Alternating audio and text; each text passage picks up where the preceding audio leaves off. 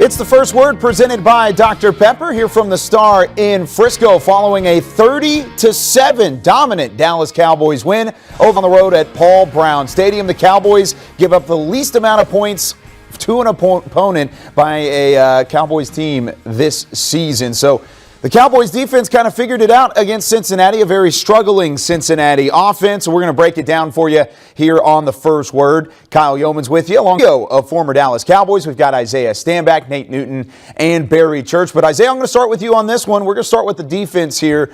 Defense gives up under 20 points for the first time this season, and it took 13 games to do it, but they did it today. Yeah, you know what I'm saying? Patience is a virtue. That's what they say. And, we waited a long time for these guys to come out here and take care of business. We forced 3 turnovers. I'm going to say it again. 3 turnovers early in the game, and that was really the difference maker here as these guys go out here and get the victory. It's hard for a team to overcome that, as we very well know. Luckily, we were the benefactors of it this week instead of the other team. You know, and it's amazing. You look at this game, you say, man, it took all of these weeks to get these 3 turnovers to make something happen like this. But I'm happy for the Dallas Cowboys, man, because maybe they can start building some momentum. Saw some young guys play pretty good, but those 3 turnovers were key, as this young man to my right said. Yeah, those 3 turnovers were definitely key in the win for this game. I mean, it was, to me, this defensive performance was the ultimate bend but don't break. I mean, in between the 20s, the Cincinnati Bengals were able to drive the ball. They were still able to run the ball on this defense. And that's something that I'm a little bit worried about going forward. But overall, they were bend but don't break. When they got into the red zone, they were able to hold this Cincinnati team down, hold them to field goals for the most part of the game. So overall, I think it was one of the better games that the defense has performed. They need to still get better against that run, though. And it kind of felt odd from an offensive standpoint. I mean, the Cowboys end up just with 272 yards of total offense, and Andy Dalton really didn't even get a chance to get going. He was kind of managing the game early on, finished 16 of 23 for 185 yards and 2 touchdowns. Isaiah, what did you think about what Andy Dalton brought to the table and how this Cowboys offense was firing today? I thought Andy Dalton came to play. I think we saw it last week. He started really getting his mojo back. And this week, I don't think it was any different. He came in. He was efficient. The fact of the matter is he didn't get the ball that much. He didn't have that many opportunities. When your defense goes over and turns the ball, gets the ball back for you, or your defense goes out there and scores touchdown, big Alden Smith huffing and puffing all the way down there to get you some points, you don't have to do as much. I mean, once you get ahead in the game, you're allowed to then just be a game manager. They were able to hand the ball off to Zeke, try to get Pollard going, and there's really no need to really take, to air the ball out. It was just a nice game. I mean, 13 weeks, 14 weeks, we've been looking for this type of performance, and they played complimentary football. It took a while, and I know the team that they play isn't as good as other teams they play, but you have to start somewhere. And today was a good, solid game for these guys. And I'm going to go with you, Church. If we can just ever bottle up that run, we may can do some special things finishing out the season strong. Yeah, it was a great game as far as complimentary, like you're saying. I mean, it was a lot. The takeaways from the defense, they were able to give our offense short fields, and Andy Dalton was able to take advantage of it. I think it was one of his better games this season. I mean, the ball placement he was putting out there, to me, was amazing. I mean, it was only one person that could catch it, and it was his receiver. If they didn't get it, the defender had no chance on it. So I felt like he played a great game. He seemed cool, calm, and collected. He didn't let the emotions of going back home into Cincinnati get the better of him. He was able to drive this team down the field and get us the victory. And like I said, his ball placement was on point today. Hopefully we can see more of that with these remaining 3 games for the Dallas Cowboys. And it seemed like he was having fun, which is always nice to see whenever, of course, he's going up against a former team. There was a little bit of added pressure there, but it didn't seem like it. It seemed like he was back home. He was having a little bit of fun going up against Cincinnati, but not as fun for the running game today. And I want to ask you guys, does it worry you in the fact that Zeke only had 12 carries for 48 yards and then Pollard was held under 40 yards on 11 carries against a bottom 4 rush defense in Cincinnati today?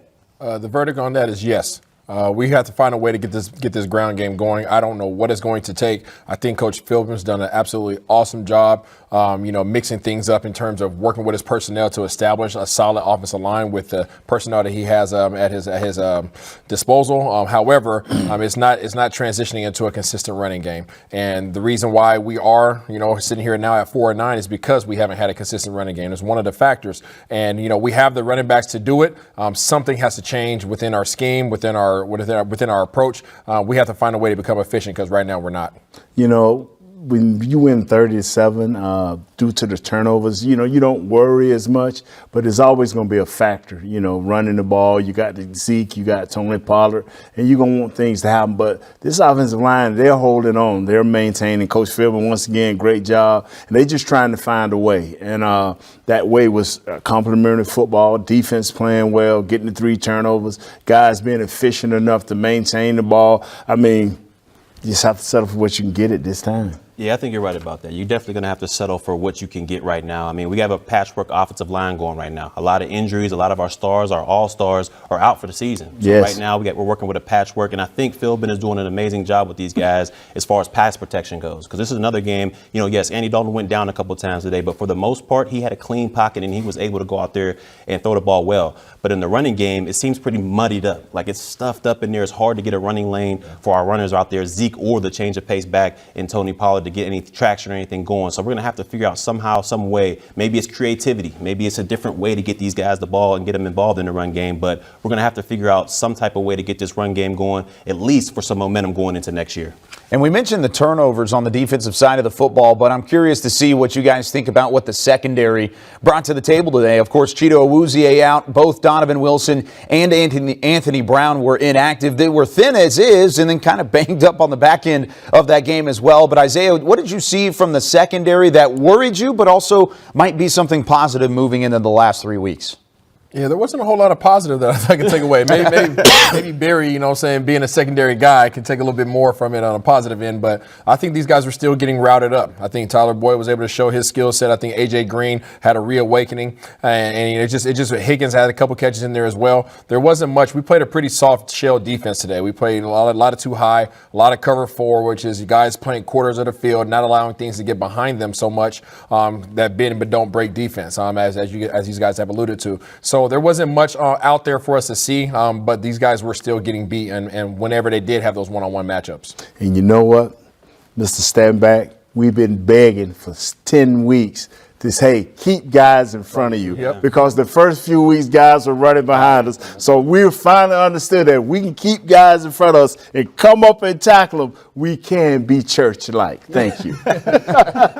This is true. I mean, they did a great job today in keeping everything in front of them. Yeah. Like Isaiah said, they were getting routed up there for the most part of the game, but they were able to come in and make the tackle. They minimized those large gains after the catch. So that is a positive for them. And these guys that came in there for these injured players, they were scrappy out there. I mean, the technique wasn't as great as it should be, and the communication wasn't that great, but those guys showed fight out there. And each and every snap, they competed with those receivers. Yes, A.J. Green woke back up, and he showed that he can be a number 1 receiver out there. But those guys definitely scrapped, and they did their best, and we ended up coming away with the W today. There were things to grow on. There were things to learn from in this game. I mean, both ways, especially whenever you go up against a team like Cincinnati that only has the 2 wins in 2020. Isaiah, what can you take from a win like this? Because the competition that's in front of you. You can only play who's on the other side of the line of scrimmage. But at the same time, you gained a game in the NFC East, and you're still technically in the hunt for the division. But what can you take from a game like this?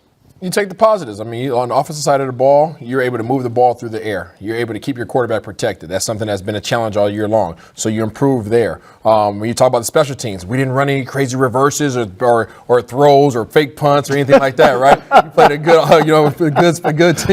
good game at special teams. Your punter, he continues to show up. He continues to boot the ball down there inside the 5-yard line, 10-yard line sometimes. And then on the defensive side of the ball, we played that bend but don't break. We didn't get beat deep, which means that you give yourself an opportunity. Yes, more time's going to run off the clock as Arizona went out there. Not Arizona, but Jesus Louise, I can't even think right now. As Cincinnati went out there and had 15-play drives, right? It's not something you want, but a lot of them weren't resulting in touchdowns, and that's what you want. So there were positives, but and then the last positive is we have a chance to win the doggone division still. Still there. So My one thing, and I'm going to turn it over to Mr. Church, is 7 points. They scored once, 7 points. When the last time we have not given up 34 points. I'm happy and I'm excited. Yeah, hey, look, there's only one positive for me to take out of this, and that's that we got the W. I mean, look, it was ugly, it was scrappy, but, hey, the defense made more plays at the end of the game that we needed to make to get the W, and, hey, rejoice, be happy that we got the W. Well, the Cowboys snap a 2-game losing skid, and they get win number 4 of the 2020 campaign. There's more post-game reaction and coverage on Dallas Cowboys coming up, but that's going to do it for us here on The First Word.